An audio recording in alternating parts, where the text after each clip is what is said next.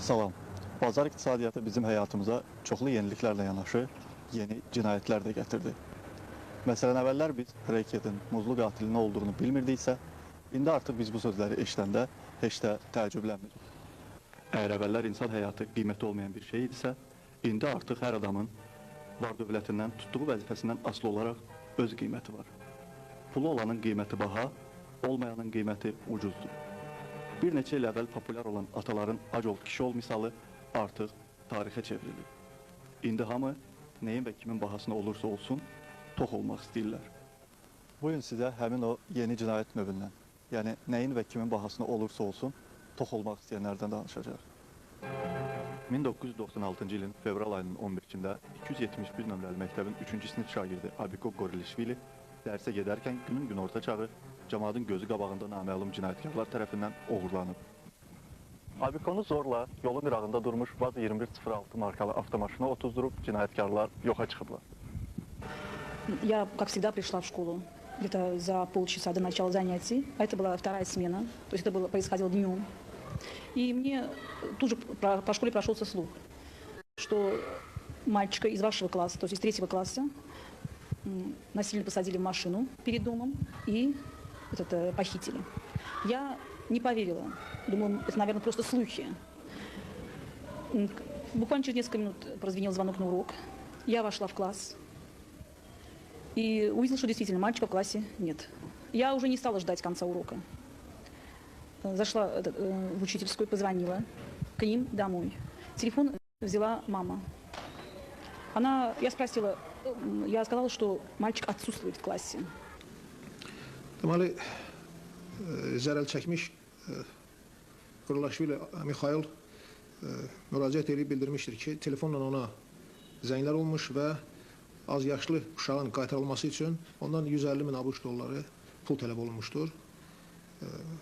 Və pul verilməsə əks halda deməli, onun az yaşlı oğlu Abikonun öldürülməsi onlar tərəfindən deməli, qeyd edilmişdir. Uşağın atasına şəhərin müxtəlif yerlərindən zəng edən cinayətkarlar ona 150.000 dollar pulu hara və necə çatdırması haqda göstərişlər verirdilər. Telefon danışıqlarının müddəti çox qısa olduğundan cinayətkarların hansı ünvandan zəng vurduqlarını müəyyən etmək mümkün olmurdu. Cinayətkarlar çox profesional olduğuna, onların dərhal yaxalanması məsələsi deməli, biraz çətin idi. Ona görə qərara gəlinmişdir ki, əməliyyat istintaq qrupası Bakı Baş Polis İdarəsində yerləşdirilsin. Çünki daxil olunan zənglərin əksəriyyəti şəhərin mərkəzindən olduğuna biz belə bir nəticəyə gəlmişdik ki, cinayətkarlar bilavasitə şəhərin mərkəzindən müxtəlif telefon aparatlarından zəng çalırlar. Zərər çəkmiş Gorilishvili Mikhaila tərəfimizdən tapşırıq verilməklə bildirilmişdir ki, cinayətkarlarla danışdıqda, telefon danışığında onlara Bakı Baş Polis İdarəsinin bir müstəqil nömrəsini desin və qeyd eləsin ki, bu onun bacısının evinin nömrəsidir və bu nömrəni verməkdə onun məqsədi polis işlərini, yəni bu işdən yayındırmaq və cinayətkarların bilavasitə tələblərini könüllü yerinə yetirmək deməkdir. Bakı Baş Polis İdarəsi tərəfindən 5 qrup yaradılıb. Onlar avtomaşınlarda şəhərin cinayətkarların zəng edə biləcəyi hissələrində növbəçilik ediblər. Gorilishvili Mikhaila cinayətkarlarla bacardığı qədər çox danışmaq tapşırılıb ki, əməliyyat qrupu zəng olunan yeri müəyyən edib cinayətkarları yaxalaya bilsin. Nəhayət 2 aprel 96-cı ildə deməli, növbəti zəng çalınanda rabitə mütəxəssisləri bizə xəbər verirlər ki, zəng çalınan ərazi deməli, dəniz kənarı bulvarın Neftçilər prospekti küçəsindən olunur və telefon aparatı o dəniz kənarında yerləşən Kukla Teatrından üzbəüz olan deməli, binanın altındadır. Uşağın atası cinayətkarlarla telefonla danışarkən istintaq qrupu artıq yolda idi. Я тебе только время говорю. Допустим, я тебе говорю через 2 часа, допустим, или через полчаса, или через 3 часа я тебе говорю. И ты мне тогда звонишь уже по этому телефону, чтобы мы могли с тобой разговаривать. никому не надо, да? Нет, я по этому телефону, Виктор. Ну, дай мне что-то, я же должен собирать. Ты мне говоришь... Ты же должен был собрать, я записывал. Одну секунду, я то, что собрал, я отдал тебе. Клянусь ребенком все, что я тебе ребенком клянусь. Его здоровье на меня самое главное. Я тебе принес, отдал это, правильно? Сейчас не об этом разговор. Домой звонить не надо. Я знаю, что телефон наверняка опять слушает. Лучше всего. Позвони, например, завтра часов в 11 ко мне на работу. Bu telefonla danışan cinayətkar ona yaxınlaşan əməliyyatçıları gördükdə "Dasvidaniyaları isə yetibə pozvanyu" deyə telefonun dəstəyini asıb. Ondan sənəd istəyərkən isə o polis vəsiqəsini çıxardıb göstərib. Elə bu zamanda onun qolları vurulub. Telefon aparatının qarşısında 2 nəfər cavan oğlan, telefonla zəng çalan oğlanlar danışan yerdə yaxalanmışdılar. Bir sıra istintaq hərəkətləri görüldükdən sonra müəyyən olmuşdur ki, bu cinayətkar dəstənin bilavasitə həm iştirakçıları, həm rəhbərləri məhz bu şəxslərdir. Cinayətkarlar həbs olunduqdan sonra istintaq yolu ilə müəyyən edilib ki, onlar azyaşlı Abiko Gorilishvilini Əhmədli qəsəbəsinin Sarayevskaya küçəsində 7 nömrəli evin 33-cü mənzilində saxlayırlar.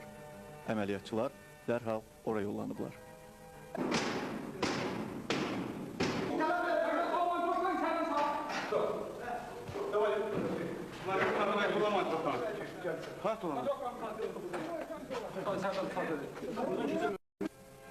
Polis əməkdaşlarına Abiko Gorilishvili bildirib ki, onlar içəri daxil olarkən evdə nəzarət üçün təhkim olunmuş cinayətkar da olub. Lakin qapı döyülərkən o mətbəxdəki eyvana çıxıb. Ушел, да, не знаю, тихо. Я думала, он еще здесь смотрит телевизор. Потом я повернулся, вижу, это плащ, и это домашники. Потом, не знаю, мы стучали, а он мне рассказал тихо. Uşağı saxladıqları bu evi şantajçılar pulunu 6 ay qabaqcadan ödəyərək kiraya götürüblər. Cinayətkarlar 47 gün bu evdə girov saxlanılan Gorilishviliyə heç yunmağa da icazə verməyiblər. Abikonu azad edən əməliyyatçıların dediyinə görə uşağın başını bit basmışdı.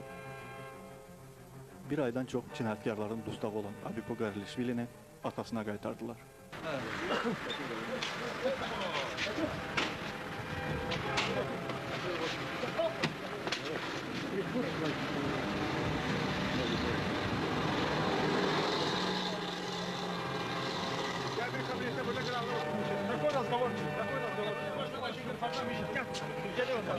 Миша, в кабинет, давай, ну холодно, давай в кабинет.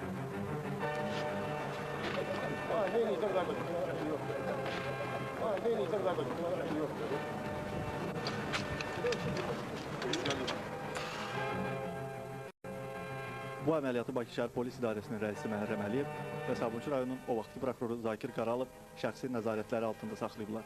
İndi gördüyünüz kadrlarda prokuror polis rəisinə cinayətkarların şəxsiyyəti haqda məlumat verir. Müəyyən olunub ki, bu şəxslər başqa cinayətkarlarla əlaqədə olaraq 3 il ərzində Bakı şəhərində quldurluq, oğurluq, saxta sənədlərin hazırlanması və bir neçə qətl hadisələri törədiblər. O ki, qaldı Gorilishvililərin ailəsinə, onlar bu hadisədən sonra Azərbaycanı tərk edib Amerikaya köçüblər.